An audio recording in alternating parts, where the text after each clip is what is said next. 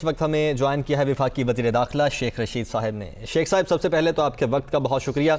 شیخ صاحب آج کا دن بڑا ہلچل سے بھرا دن رہا، تحریک عدم اعتماد جمع ہو گئی، ریکوزیشن جمع ہو گئی، اور ابھی 3 بڑے رہنما اپوزیشن کے انہوں نے پریس کانفرنس بھی کر دی ہے، اور وہ بڑے اس وقت پر یقین دکھائی دے رہے ہیں کہ وہ تحریک عدم اعتماد کے لیے کامیاب ہوں گے۔ دیکھیں، جب ہم بھی ہارتے تھے ان تحریک عدم اعتماد میں اتنی پر امید ہوتے تھے، ابھی آج جمع ہوئی ہے، اس کو 14 دن لگنے ہیں، 22-23 تاریخ بنے گی، اس کے بعد 9 دن ہے، پورا مہینہ آپ ٹی وی پہ شور و غل رہے گا اور کچھ نہیں ہونے جا رہا۔ انشاءاللہ تعالیٰ ان کو ڈیفیٹ ہوگی اور انہوں نے اپنا شوق پورا کر لیا ہے، 172 بندے لے کر آئیں۔